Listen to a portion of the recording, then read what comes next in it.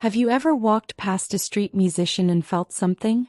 Not just heard the notes, but felt them. Like the music reached inside and touched a part of you you'd forgotten was even there? In a corner of the city where the noise never really stops. Where buses hiss, phones buzz, and footsteps never fall in sync.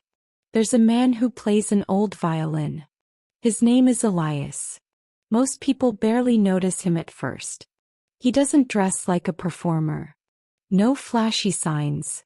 No donation box overflowing.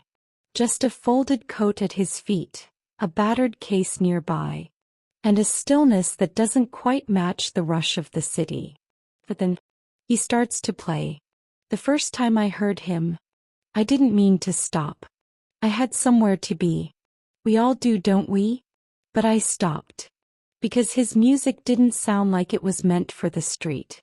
Sounded like it was meant for me. And that's the thing about Elias. People don't just hear his music. They feel it. You'll see it happen every day. A teenager late for class suddenly frozen in place. Tears welling in their eyes. An old man gripping his cane tighter.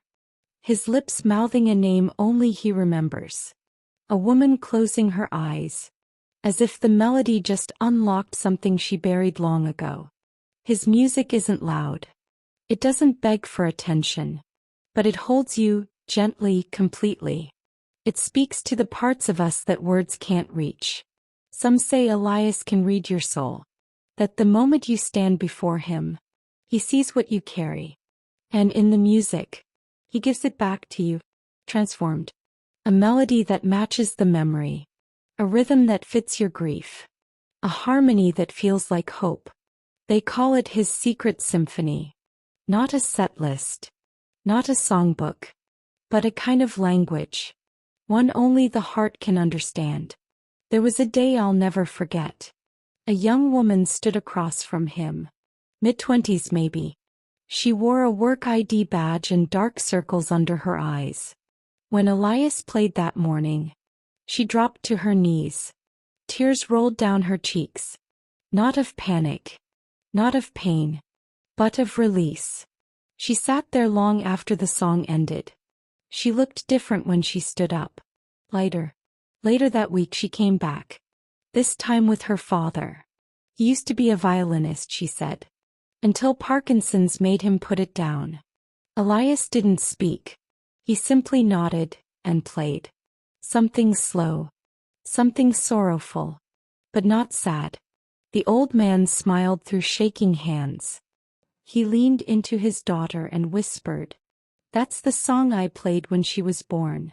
You see, Elias isn't just playing music. He's playing people. Not manipulating, but remembering. As if the strings of his violin are tied to all of us. Invisible threads. Tugged gently one note at a time. But every musician carries a story. And so did he. Someone once asked him where he learned to play like that. He said, "I used to be someone else. Someone who forgot how to listen." His wife, it turned out, had died years earlier. She was the only person who ever truly heard him. After she passed, he couldn't speak for months. But then one day, he opened her violin case. And the silence inside it was louder than anything he'd ever heard.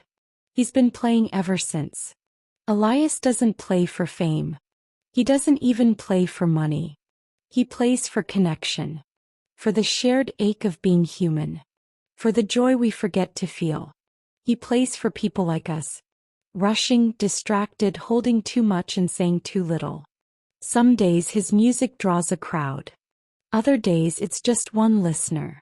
But either way, someone leaves changed. And that's the magic of a secret symphony. It isn't written down. It isn't rehearsed. It lives inside each of us, waiting to be played into the world. So next time you walk through a crowded street, and you hear a melody that makes you stop, don't rush past. Don't ignore it. It might not just be music.